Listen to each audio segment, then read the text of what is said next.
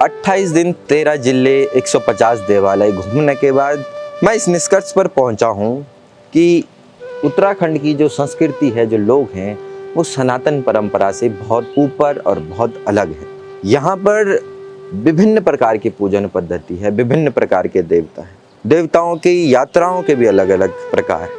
कोई देवता व्रत से खुश होता है, किसी देवता को मनाने के लिए यज्ञ करना पड़ता है, किसी देवता को मनाने के लिए व्रत रखना पड़ता है, किसी देवता को मनाने के लिए बलि देनी पड़ती है, किसी को त्रिशूल पसंद है, किसी को झंडे पसंद है, किसी को यात्रा पसंद है, किसी को नृत्य पसंद है, किसी को चावल पसंद है, किसी को तेल पसंद है। अलग अलग देवालय, अलग अलग देवता, अलग अलग पूजन पद्धति और विस्तार ज्ञान की संभावनाएं अपार।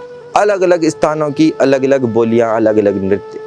इस बात को मैं आपसे कहना चाहता हूँ कि जो इतिहास हमें पढ़ाया गया है भारत का, सनातन का, हम लोग उससे काफ़ी अलग हैं। उत्तराखंड की पूजन पद्धतियों में आपसे कहना चाहता हूँ कि एक और जहाँ जिस वैश्वीकरण के बाद या राष्ट्रीयकरण के बाद हम उत्तराखंड के लोग बाहर की पद्धतियों को, बाहर की परंपराओं को हम लोग अपनाने लग गए, लेकिन आपको मैं कुछ अंतर जो आज भी मौजूद हैं, जो हमें बाकियों से अलग करता है।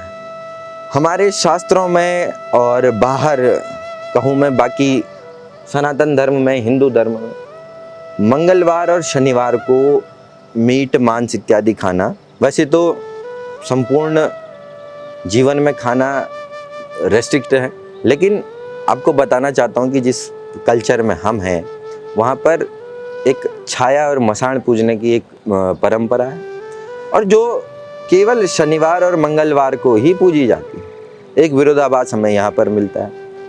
हमारे उत्तराखंड में बलि होती थी पहले, जो बकरे का सर होता था वो सबसे पहले ब्राह्मण को दिया जाता था, लेकिन सनातन और हिंदू धर्म में ब्राह्मणों का मांस खाना वर्जित है। तो बहुत सारी ऐसी चीज़ें हैं जो हमें सनातन, जो लिखित सनातन है, उससे अलग करती है।